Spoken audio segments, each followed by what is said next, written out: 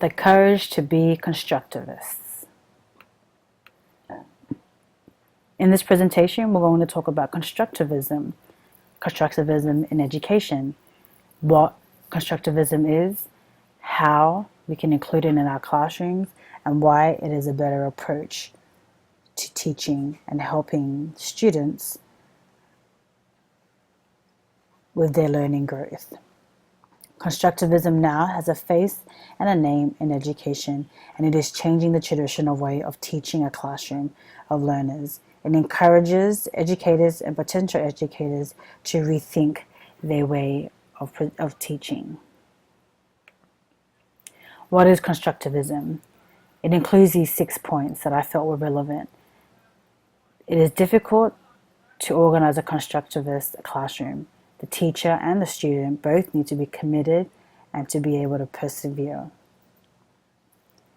The teacher will need to recognize the student's experiences and be able to connect it with the lessons.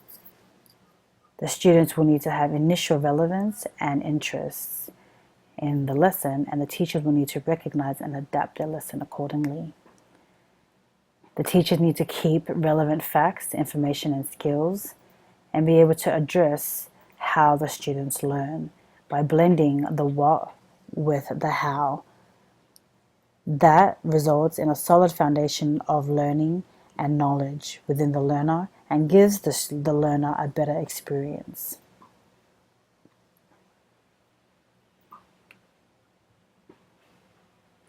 Constructivism in the classroom.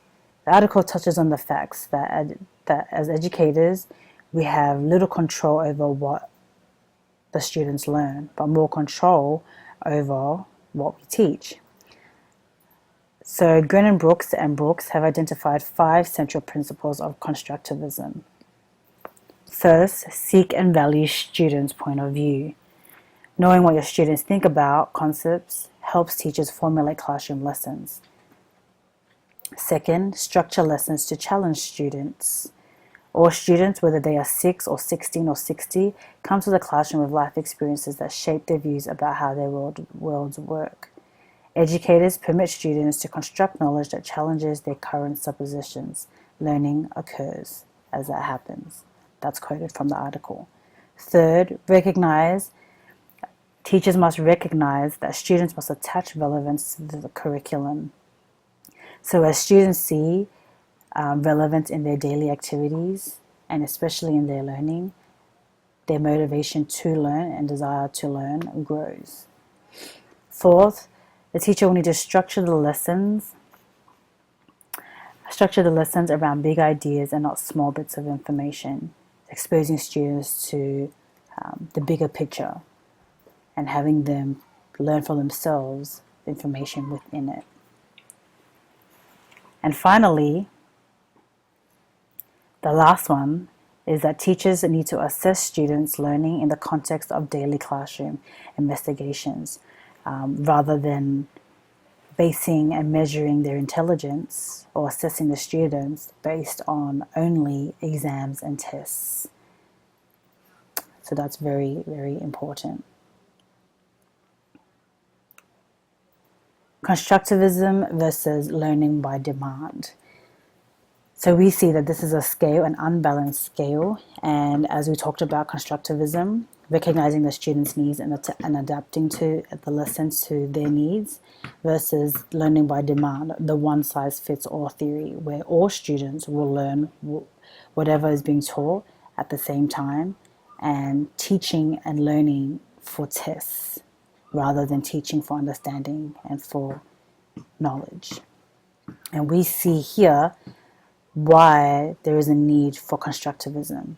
It's a better approach and it's more effective in the long run. An experience that a teacher had in a class as he was a constructivist, and one of his 3rd grade students had written him a note saying, "You are like the North Star for the class. You don't tell us where to go, but you help us find our way." And constructivist classrooms are on demand, and are far more efficient and will help students and learners gain a greater desire to learn while they're in the classroom and as they leave. A little bit about the author, Martin G. Brooks and Jacqueline Grennan Brooks. They're both phenomenal people. Martin Brooks is an executive director at this tri-state consortium in New York, Connecticut, and New Jersey. And Jacqueline Grennan Brooks is a professor of teaching literacy and leadership at Hofstra University in New York.